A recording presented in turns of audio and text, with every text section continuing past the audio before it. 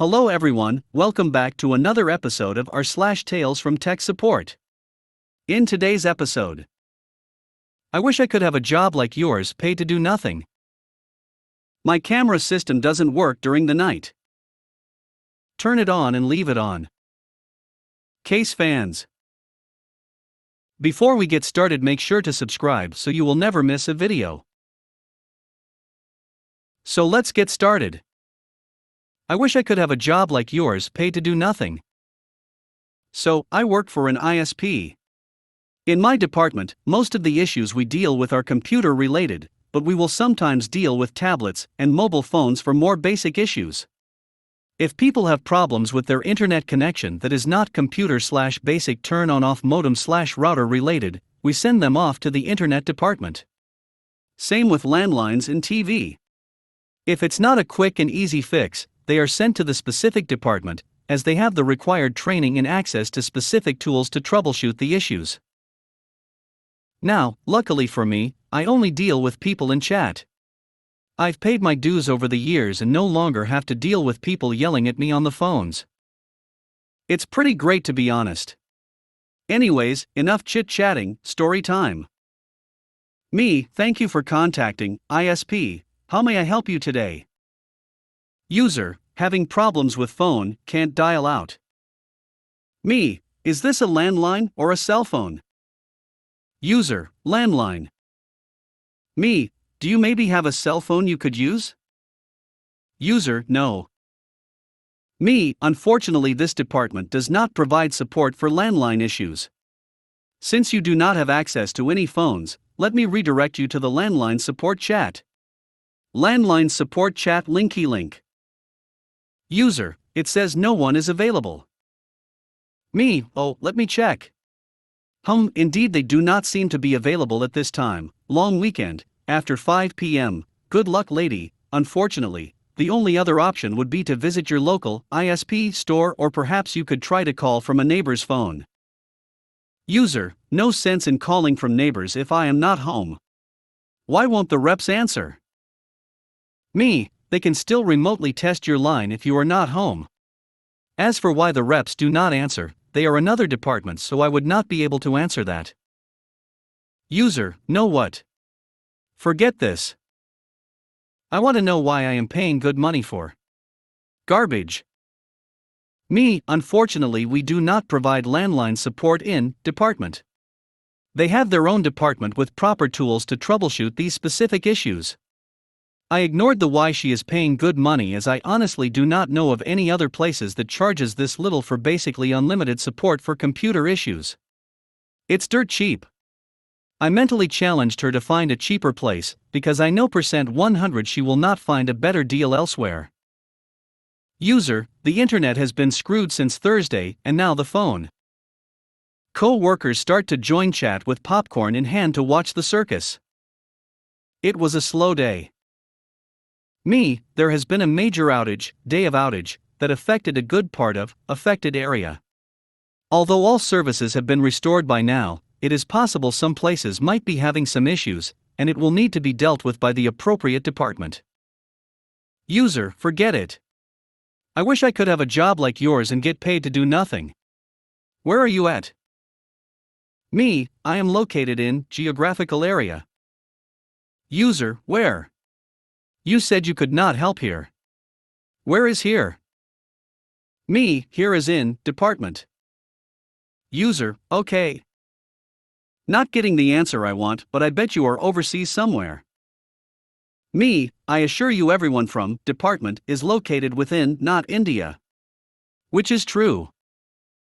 User, I don't think so. Eve had support from India.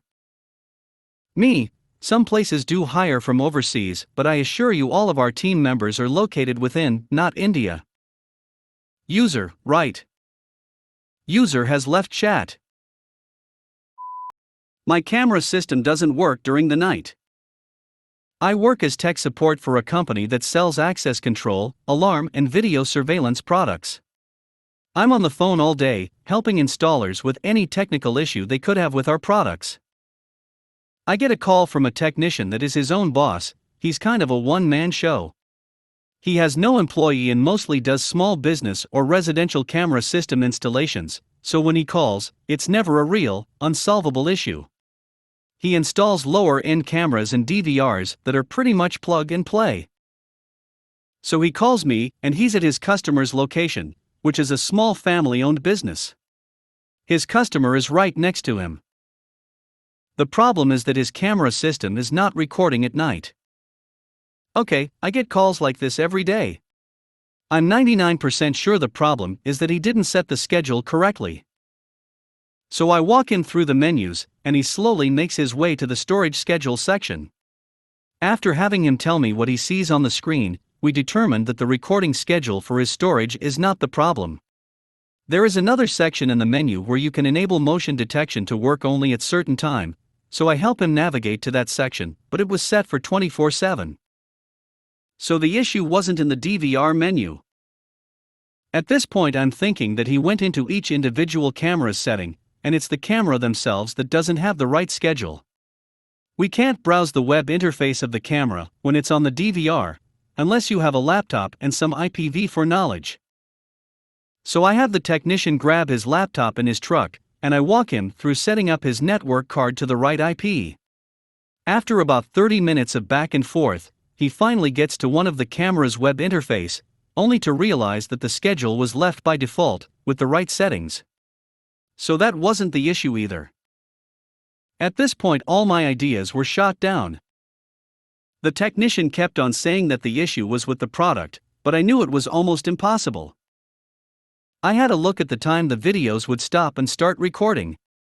It was never at the same time. Sometimes it would start at 6:30 a.m. and stop at 9:20 p.m., sometimes it was 7 a.m. to 8 p.m. So the technician puts his customer on the phone. I ask him about what he does when he gets in the morning, what times does he leaves at night, and what he does before leaving. It turns out, the first thing the guy does when he gets to work in the morning is flick the light switch on and turn on his PC. Then when he goes home at night, he turns off the light before walking out of the building. I ask him to turn off the light right now. He does, and the DVR immediately shuts down. His DVR was plugged in on the same outlet as the lights, so it's only working when the lights are on. Needless to say, the technician was super embarrassed. We were on the phone for about 50 minutes before we realize what's going on. I guess the moral of this story is that you can't assume that anything is properly installed. You should start the troubleshooting process to the very basics, even if it seems stupid obvious. Turn it on and leave it on. This is another printer sharer saga from the dark ages. Way back when, the New Zealand government created the new Ministry of Women's Affairs, MWA, or something like that, however funding was fairly limited. I got a call to an office where a lady was having problems printing, actually several ladies were. A quick look around reveals 3 or 4 already outdated IBM PC XT machines connected via a serial print sharer to a HP DeskJet printer. The printer is offline with a baud rate error. So I clear that and press online. Okay, I ask the user to print something. She says the PC is turned off and therefore she can't print just now. She then turns it on. The print sharer is scanning around the input ports, and this can be seen on the LED showing the port it is checking. The thing works by outputting the DTR, ready, signal to each PC in turn. If a PC has a print job pending, it receives this DTR signal and outputs data. The sharer sees this and latches onto the port so the job can be completed, then eventually times out and scans again. Simple. In this case, the PC being turned on would create some undefined output state while it powers up, and this is seen by the printer sometimes when that port is selected. The printer sees a glitch on the RX line, and since it doesn't match the config for data bytes, 9600, 8, N or whatever, it immediately goes offline with a baud rate error. And stays offline. The reason the PCs are turned off, these ladies are doing research by reading articles, Mills and Boone probably, and the fans on these already redundant XT computers are too noisy. There's literally nothing I can do except advise them turn on the computer, press online on the printer, and hope someone else doesn't turn on another one before they print. Case fans. Getting ready to clean my tower today reminded me of a funny story. So my wife has been having issues with her self-built gaming tower overheating. She did a light clean, and that helped for a few weeks. She tried putting it up on casters to improve air access at the empty bottom fan port, no change. She did some research on fan configuration and figured out the fans were set up wrong, only one facing out, and trying to push out the bottom front no less. So, armed with this knowledge, she decided she would add a bottom fan, do a deep clean and reorient the fans. This resulted in 7 fans, maxing out her motherboard's 5 fan plugs and 2 add-on fan plugs. Moment of truth, she turns it on. And one of the fans is barely running. Drat, it must have bad bearings and flipping it over was the last straw, right? So we file replacing it under future purchases, and she loads up a game. As the game loads, the fan speeds up a bit. After a half hour it's spinning at full speed. Strange.